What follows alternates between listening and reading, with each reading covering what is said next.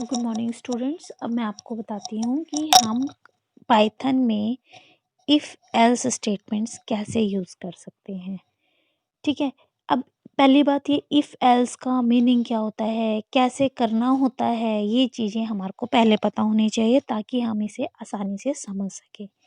बेटा, जैसे कि हम अपनी रियल लाइफ में होता है कि यदि, किंतु, परंतु हम करते हैं, तो वही चीज़ हम अपने प्रोग्राम्स में भी करते हैं कि अगर हमारा, सपोज़ कीजिए, अब मैं एक एग्ज़ाम्पल लेकर चलती हूँ कि अगर कोई 18 साल से छोटा है तो वो वोट नहीं दे सकता, और अगर 18 साल से ऊपर है तो वो वोट दे सकता है। अगर मैंने इस तरह से कुछ लिखना है अपना प्रोग्राम में, तो मैं वहाँ पर ये किंतु परंतु मैं इफ़ एल्स से ही सॉल्व कर सकती हूँ। ठीक है ना? तो जब भी हमें इफ़ एल्स की ज़रूरत होगी, तो हमें कहाँ-कहाँ होगी, जहाँ पर भी यदि वाली कंडीशन आ गई, तो वहाँ पर ही हमारी इफ एल्स की नीड आ गई। ठीक है ना? तो जब भी हमारा एक ट्रू फॉल्स से रिलेटेड कभी भी कोई कंसर्न होगा, तो वहीं पर हमारी इफ एल्स की रिक्वायरमेंट आ जाती है। ठीक है?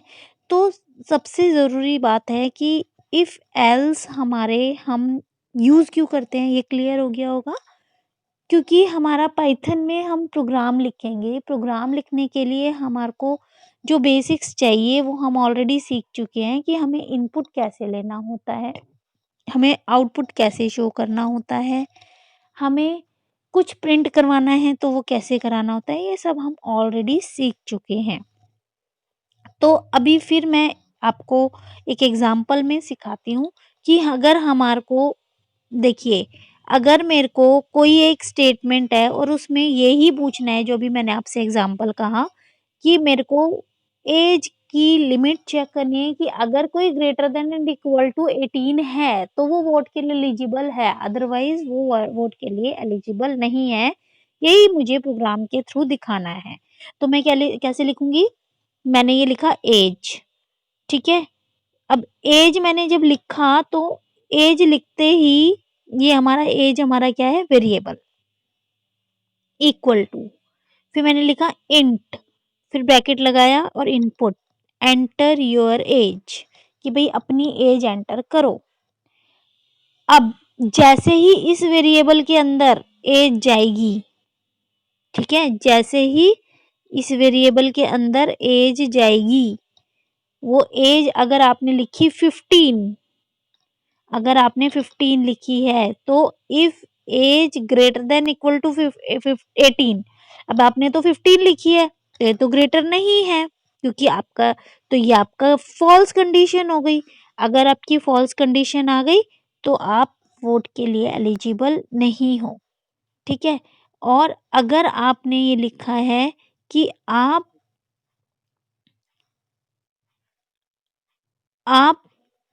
की एज, अगर आपने यहाँ पर ये मेंशन करी है 19, अगर आपने 19 मेंशन करी है, तो आप एलिजिबल हो वोट के लिए। तो आपने इसमें जो अभी हम सीख रहे हैं, खाली पॉजिटिव कंडीशन को हमने ट्रू मान के, और उसके बिहाफ पर ही हम लिख रहे हैं कि एलिजिबल टू वोट। तो अगर आपकी 19 है, तो आपका ये वो प्रिंट कर देगा एलिजिबल टू वोट।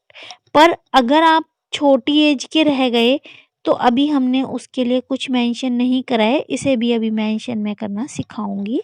कि अभी इसी के साथ-साथ ही नेक्स्ट पेज पे चलती हूँ, तो आपको पता लगेगा कि हमने क्या करना है। देखिए, अब अगर मैंने अगर अब हम मैंने ये यूज़ करना है कि इफ़ एल्स की कंडीशन, तो देखिए मैंने क्या करना है कि if else statement execute the statement inside if, जो भी हमारे इफ़ में लिखा होगा वही वो लिख देता है। अगर हमने दोनों का लिखना है, तो हम दोनों का भी लिख सकते हैं। तो देखिए हम कैसे लिखेंगे।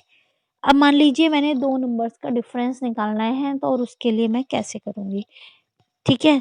तो अब मैंने लिखा, देखिए, num1 equal to num1 equal to int enter number first, enter first number, फिर num2 लिखा, इंट, फिर ब्रैकेट लगाई, इनपुट लिखा और फिर ब्रैकेट लगाई और एंटर सेकेंड नंबर। हमने 2 नंबर इनपुट करा लिए। अब num1 में सपोज कीजिए आपने लिखा 5, ठीक है, num1 में आपने लिखा 5 और num2 में आपने लिखा 6, ठीक है। अब इन दोनों में अब आप देखिए num1, क्या num1 ग्रेटर देन num2 है? यस। तो ये इसी के हिसाब से माइनस कर देगा कि भाई num1 माइनस num2 और रिजल्ट इज 1। अगर ऐसा नहीं है कि आपका नंबर ये 15 है और ये 6 है, ये num1 जो है ये आपका 15 है और num2 जो है ये 6 है, तब भी हमारा केस क्या बन गया कि ये अब num1 बड़ा है num2 छोटा है, तो num1 माइनस num2 हो सकता है। वो कह रहा है कि अगर बड़ा है तो हो सकता है, पर अगर यही 16 और 15 का केस लगा दें हम कि भाई ये हमारा 16 है, कौन? num2। अब अगर मैंने इसको 16 लिख दिया तो अब क्या करेगा ये? अगर num1 बड़ा नहीं है तो num2 बड़ा है, तो ये इस पे जाएगा और यहाँ से num2 माइनस num1 कर देगा और जो डिफरेंस आएगा num1 एंड num2 का वो हमारा DIFF में दोनों केसेस में स्टोर हो रहा है, तो इसलिए डिफ में वो दिखा देगा। तो अब देखिए इसको इसने यहाँ पर आउटपुट भी दिखा रखा है आपको,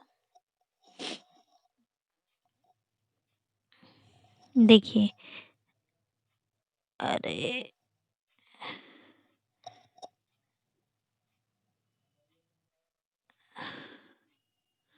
उल्टा चलने लग गया।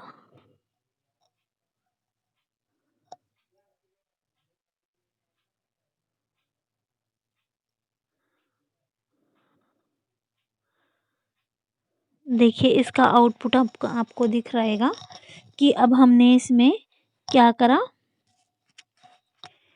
कि ये हमने सारा इरेज कर दिया। पहले तो सारा बोर्ड हमारा गंदा हो गया था। ये देखिए ये हमने लिया num1 बड़ा है तो enter first number, enter second number 6, difference of 5 and 6 is 1। अगर हमारा वो मल्टीपल स्टेटमेंट नहीं चलेगा तो फिर हमारे को प्रॉब्लम होगी। तो अगर हमारी मल्टीपल स्टेटमेंट्स हैं कि अब हमने क्वेश्चन लिया कि अगर हमारा नंबर पॉजिटिव है, नेगेटिव है या ज़ीरो है, अब 3 कंडीशन आ गई। तो अगर नंबर ग्रेटर देन 0 है तो number is positive, less than 0 है तो नंबर नेगेटिव। अगर इन दोनों में से कोई कंडीशन नहीं है तो नंबर हमारा 0 है। तो इस तरीके से हमारी ये इफ़ कंडीशन हम लगाते हैं। ये देख रहे हैं आप? इस एग्ज़ाम्पल में हमने यहाँ पर क्या-क्या यूज़ करा? इफ, फिर एल इफ, फिर एल्स। इसका मीनिंग क्या है कि अगर हमें 2 से ज़्यादा कंडीशन लगानी पड़ती हैं तो हम किस तरीके से लगाएंगे? हम इफ हमने लगाया, ये नंबर हमने एक नंबर एंटर कराया, इस नंबर का अगर ये ग्रेटर देन 0 है तो प्रिंट कराया नंबर इज़ पॉजिटिव। फिर से हमने उसी नंबर को चेक करा एल इफ लगा के। एल इफ मतलब नहीं तो नंबर लेस देन 0 है, प्रिंट नंबर इज नेगेटिव, कि नंबर नेगेटिव है तो प्रिंट नंबर इज 0। अगर वो पॉजिटिव नहीं है, नेगेटिव नहीं है तो वो क्या है? 0 है। तो ये कंडीशनल स्टेटमेंट्स होती हैं।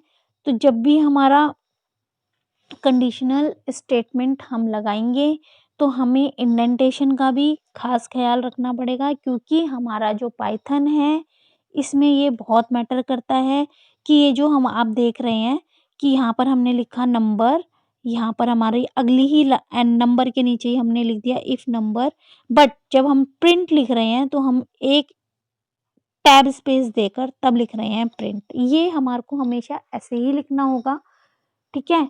जब हम दोबारा से कंडीशन लिख रहे हैं तो देखिए कंडीशन के नीचे बिल्कुल कंडीशन आ रही है हमारी, फिर से तीसरी कंडीशन के नीचे भी तीसरी कंडीशन। तो कंडीशन जब लिखनी स्टार्ट करनी है तो हमारे को स्टार्टिंग से रखनी है, लेकिन वही आउटपुट के लिए स्टेटमेंट हम लिख रहे हैं तो हम एक टैब स्पेस छोड़कर ही लिख रहे हैं।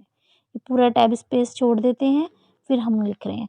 तो ये हमारा इसका फॉर्मेट है और इसके फॉर्मेट को हम चेंज नहीं कर सकते।